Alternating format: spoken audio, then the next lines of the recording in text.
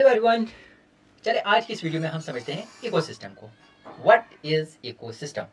Ecosystem एक ऐसा system होता है जहाँ पे बायोटिक और एबायोटिक कंपोनेंट्स जो है इंटरैक्ट करते हैं।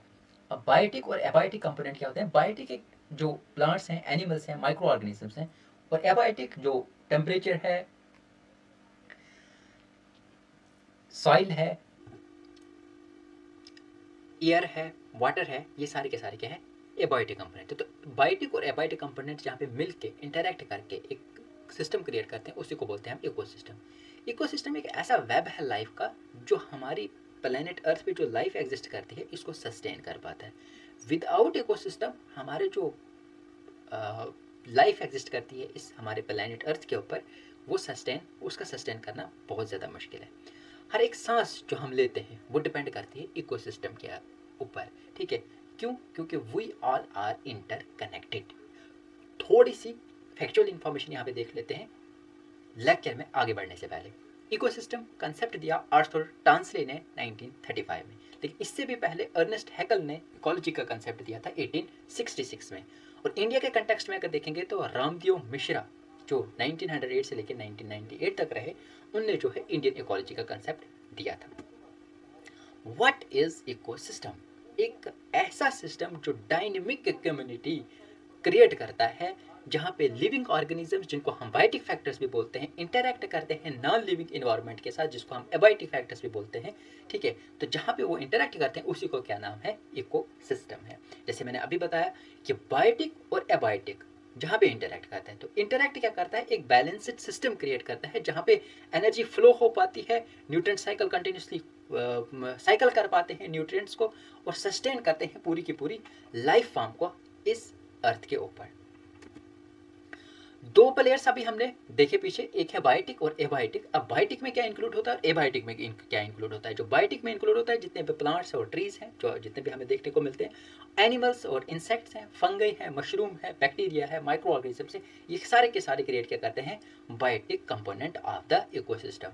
ऑन द अदर हैंड जब हम देखते हैं एबायोटिक कंपोनेंट या एबायोटिक फैक्टर्स बोलेंगे या नॉन लिविंग कंपोनेंट बोल सकते हैं इनको, तो ये क्या हमारे शेप इन्वायरमेंट को शेप करते हैं, जिसमें सनलाइट है, वाटर है, सॉइल है, टेम्परेचर है, एयर है, और एटमॉस्फेरिक गैसेस हैं जैसे कार्बन डाइऑक्साइड है, ऑक्सीजन है। ये सारे के सारे क्रिएट क्या करते हैं? Abiotic component of the ecosystem. सबसे पहले इकोसिस्टम में जो है बायोटिक और एबायोटिक कंपोनेंट को अभी हमने देखा। तो जब हम फर्दर देखते हैं, फर्दर और जूम करके अगर देखें, तो तीन स्टेप्स, तीन ट्रॉपिकल लेवल्स हमें देखने को मिलते हैं नेचर के अंदर: प्रोड्यूसर्स, कंज्यूमर्स और डिकम्पोजर्स। सबसे पहले देखते हैं प्रोड्यूसर्स को। What are producers? प्रोड्यूसर्स ऐसे लिविंग बींग्स, ऐसी लिविंग बींग्स जो हमारे प्लैनेट के ऊपर हैं, जो एनर्जी को बनाते हैं, energy makers. We all know that sunlight is the ultimate source of energy. ठीक है, सन ही है जहाँ से अल्टीमेट सोर्स ऑफ एनर्जी है अर्थ के ऊपर। मतलब सन, सूरज की रोशनी को ही हम मानते हैं कि सन की जो सनलाइट जो है वो अल्टीमेट सोर्स ऑफ एनर्जी है किसके? On the surface of earth. तो इससे क्या होता है? प्रोड्यूसर्स इसी सूरज की रोशनी का इस्तेमाल करते हैं through the process of photosynthesis energy create करने के लिए। तो वो कैसे करते हैं? इसमें आते हैं प्लांट्स, एल्गी और कुछ बैक्टीरिया जो क्रिएट करते हैं अपना खाना खुद। अब क्यों? क्योंकि उनमें एक स्पेशल कैपेबिलिटी है। आप यहाँ पे राइट साइड पे देख सकते हो फोटोसिंथेसिस इन प्लांट्स कैसे होता है। अब जब हम प्लांट और एनिमल सेल में देखते हैं, तो प्लांट सेल में जो एक्सेप्शनल क्वालिटी है वो है क्लोरोप्लास्ट का प्रेजेंट होना। तो क्लोरोप्लास्ट के अंदर कैसे प्रोसेस होता है, ये यहाँ पे इस छोटे से जो है टेम्पलेट में यहाँ पे हम समझने की कोशिश करेंगे। आप देखोगे क्लोरोप्लास्ट के अंदर जब हम जूम करके देखते हैं, तो यहाँ पे कुछ थैलाकॉइड, स्ट्रोमा और ग्रेना देखने को मिलेंगे, जो सनलाइट, वाटर और ऑक्सीजन, कार्बन डाइऑक्साइड यहाँ इन्वायरमेंट से लेते हैं बाहर की तरफ से, और कन्वर्ट करते हैं सनलाइट को, कार्बन डाइऑक्साइड को, वाटर को, किस में? ग्लूकोज, एनर्जी और ऑक्सीजन में। ठीक है, यहाँ पे आप देखोगे ये जो पूरा का पूरा क्लोरोप्लास्ट है, सेल ऑर्गेनल है, ये क्या करता है? किसका इस्तेमाल करता है? सनलाइट का। यहाँ पे सनलाइट का इस्तेमाल करता है, कार्बन डाइऑक्साइड का इस्तेमाल करता है, ये कार्बन डाइऑक्साइड का इस्तेमाल करता है, और वाटर का इस्तेमाल करता है। Sunlight, water and carbon dioxide, तीन का इस्तेमाल करता है और उसको कन्वर्ट कर देता है किसमें, ग्लूकोज और ऑक्सीजन में। यहाँ पे आप देखोगे ये ग्लूकोज और ये ऑक्सीजन। तो इस प्रोसेस को, ये जो प्रोसेस पूरा का पूरा है, ये फाउंडेशन बन जाता है पूरे की पूरी फूड चेन के अंदर। ठीक है, चले तो ये फाउंडेशन है, यहाँ से ही सारा का सारा सिस्टम दरम बरम होता है, यहाँ से सारा का सारा सिस्टम चलता है। ठीक है, आप देखो कौन है वो, प्लांट्स हैं, एल्गी हैं या कुछ बैक्टीरिया हैं जो अपना खाना खुद बनाते हैं। क्यों बनाते हैं, क्योंकि उनमें एक उनके सेल के अंदर एक ऑर्गेनल है, स्पेशल ऑर्गेनल है जिसको बोलते हैं क्लोरोफिल। क्लोरोफिल यूज़ करता है लाइट को, वाटर को और कार्बन डाइऑक्साइड को जो अपने एटमॉस्फेयर से वो में से लेता है और उसको कन्वर्ट कर देता है ऑक्सीजन में और ग्लूकोज में, जिसको हम एनर्जी फॉर्म में बोलते हैं। तो वो क्या बोलते हैं, वो बनाता है फाउंडेशन सारे के सारे फूड चेन की। अब जैसे इसने ये बनाया तो ये पहले ज़रूरी क्यों है, क्योंकि ये सोलर एनर्जी से, मतलब सोलर एनर्जी से, सूरज की रोशनी से सनलाइट कैप्चर करता है और ट्रांसफॉर्म कर देता है उसको किसमें, केमिकल एनर्जी में, जो फ्यूल करता है पूरे के पूरे इकोसिस्टम को। बिना प्रोड्यूसर्स के लाइफ का एग्जिस्ट होना प्लेनेट के ऊपर पॉसिबल नहीं है। ठीक है, अब नेक्स्ट पार्ट जो है वो है कंज्यूमर्स। कंज्यूमर्स ऐसे ऑर्गेनिजम्स है जो प्रोड्यूसर्स के ऊपर डिपेंड है। प्रोड्यूसर्स जो अभी हमने देखा, ये इन्हीं के ऊपर जो फीड करेंगे उन्हीं का नाम है कंज्यूमर्स, द ईटर्स। ठीक है, organisms that obtain energy by consuming other organism, ऐसे ऑर्गेनिज्म जो अपनी एनर्जी ऑब्टेन करने के लिए किनको कंज्यूम करते हैं, दूसरे ऑर्गेनिजम्स को। ठीक है, वो अपना खाना खुद प्रिपेयर नहीं करते हैं। सिंपल सा एग्जांपल लेते हैं गाय का। गाय अपना खाना खुद प्रिपेयर नहीं करती, वो हमेशा हमें क्या करते हुए देखने को मिलती है, वो हमेशा घास खा रही होती है। ठीक है, तो घास जो है वो क्या है, घास प्रोड्यूसर में आएगा, इसमें आएगा। ठीक है, जो अपना खाना खुद प्रिपेयर कर रहा है through the process of photosynthesis. ठीक है, लेकिन जो गाय है वो क्या है, वो एक एनिमल सेल से बनी है। ठीक है, एनिमल सेल से उससे बॉडी बनी। एनिमल सेल के अंदर क्लोरोप्लास्ट नहीं पाया जाता है। ठीक है, तो उसमें एक ऐसी वो फैक्ट्री है ही नहीं जिससे वो सनलाइट को एनर्जी को कन्वर्ट कर सकेगी। अब उसको क्या करना है, उसको रहना पड़ेगा डिपेंड किसके ऊपर, प्रोड्यूसर के ऊपर। प्रोड्यूसर्स अपना खाना प्रोड्यूस करेंगे through the process of photosynthesis, तो वही उसी के ऊपर फीड करेगा आपको कंज्यूमर। कंज्यूमर जो है इसमें तीन टाइप्स आ जाते हैं, हर्बीवोर्स, कार्निवोर्स और ओमनिवोर्स। हर्बीवोर्स जैसे हम बचपन से सुनते आए हैं, पढ़ते आए हैं, ऐसे ऑर्गेनिजम्स जो सिर्फ प्लांट्स कंज्यूम करते हैं, मतलब जिनकी डाइट जो है वो सिर्फ प्लांट्स ही है। कार्निवर्स जिनकी डाइट जो है वो मीट है, दूसरे ऑर्गेनिज्म को कंज्यूम करते हैं। और जो ओमनिवर्स हैं वो कंज्यूम करते हैं दोनों को, प्लांट्स को भी और एनिमल्स को भी। ठीक है, यहाँ एग्जाम्पल के साथ आप देख सकते हो। ठीक है, तो ये आ जाते हैं हर कंज्यूमर्स, कौन, जो खाने वाले होते हैं। किन को खाने वाले होते हैं, प्रोड्यूसर्स को। तो ये जो कंज्यूमर्स है ये खाते हैं किसको, प्रोड्यूसर्स को। ठीक है, तो हर्बीवर्स, कार्निवर्स और ओमनिवर्स। उसके बाद जो आ जाता है वो आ जाता है तीसरा टर्म जो आता है डिकम्पोजर्स। ठीक है, डिकम्पोजर्स होते हैं नेचुरल रिसाइकलर्स, मतलब ये रिसाइकल करते हैं न्यूट्रिएंट्स को, किसमें, नेचर में वापस।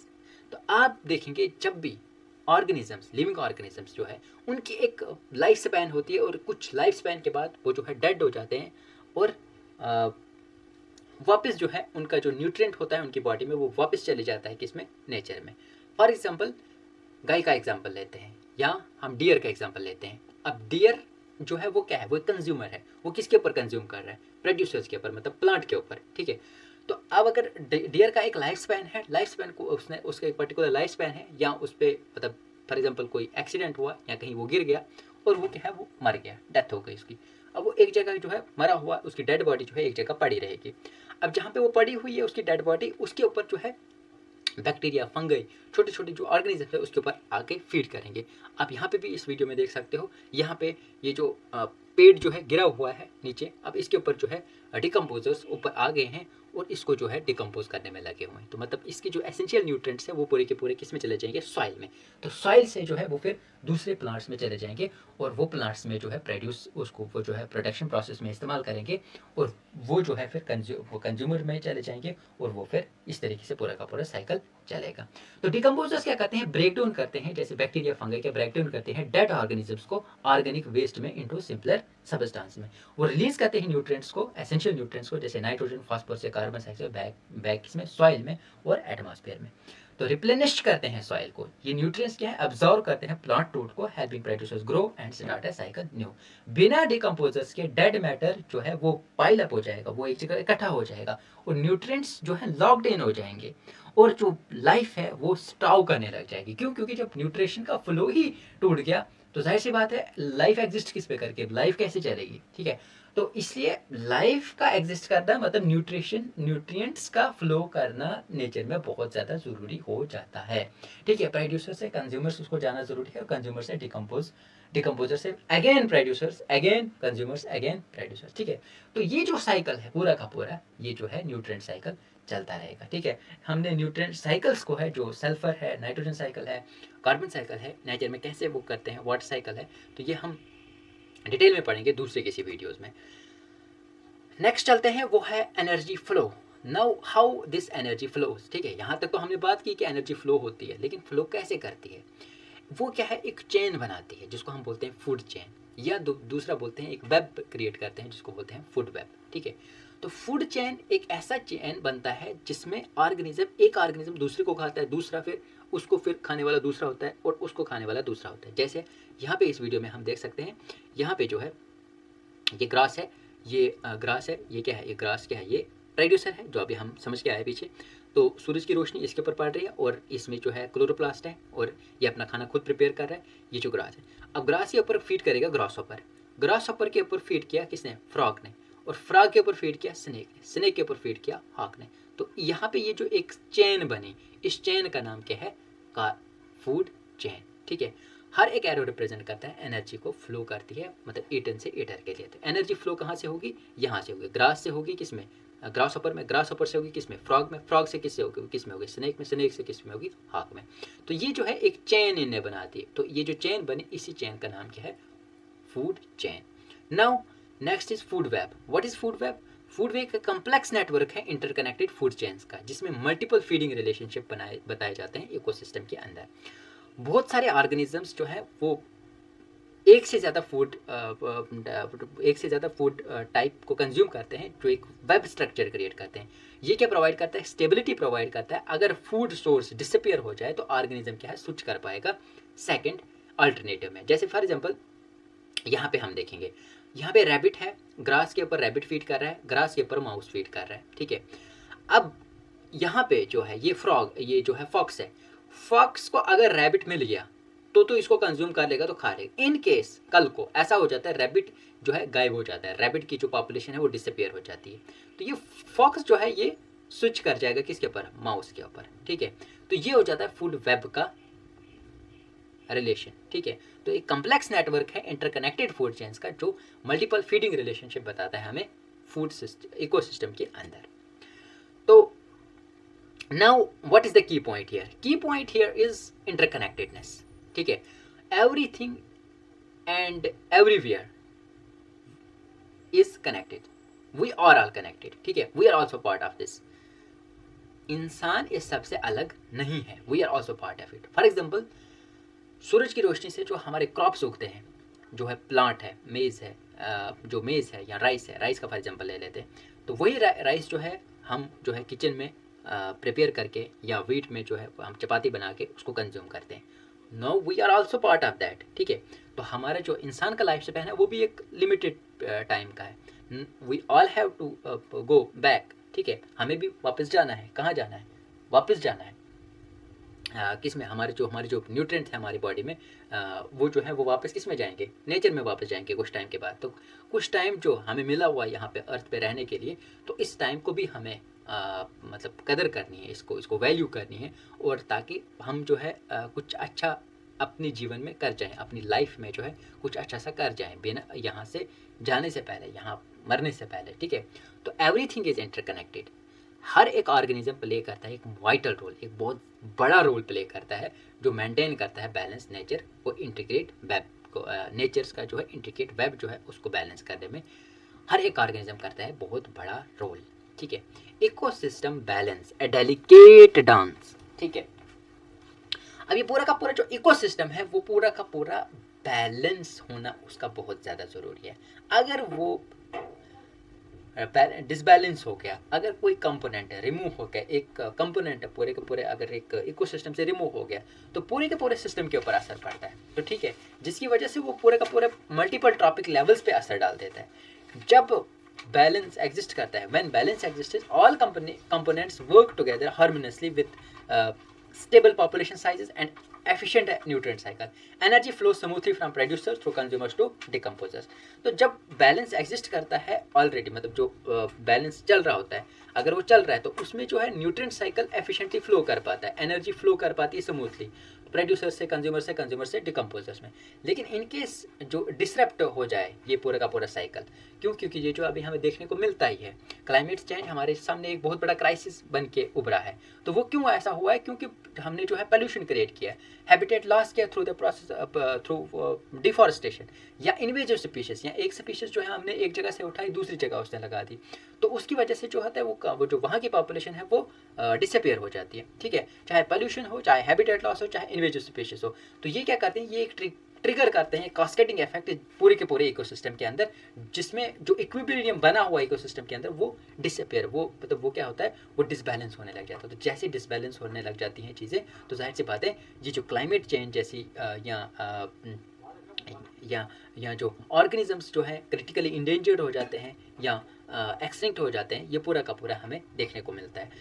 तो इसीलिए इकोसिस्टम का बैलेंस होना बहुत ज़्यादा ज़रूरी है। अगर इकोसिस्टम डिसबैलेंस हो गया, इट मीन्स कि वो कहीं ना कहीं नेचर में इशू क्रिएट करेगा। अगर नेचर में इशू क्रिएट करेगा तो जाहिर सी बात है वो बराबर असर हम पे भी आने वाला है, and no one can stop that. ठीक है, इंसेक्टिवोर्स डिसअपियर हो जाए, अगर फॉर एग्जांपल यहाँ पे एक छोटा सा एग्जांपल हम लेंगे कि कैसे एक कंपोनेंट को रिमूव करने से एक रिपल इफेक्ट क्रिएट हो जाता है पूरे के पूरे इंटायर इकोसिस्टम के अंदर, जो मल्टीपल ट्रॉपिक लेवल्स में जो है मल्टीपल ट्रॉपिक लेवल्स को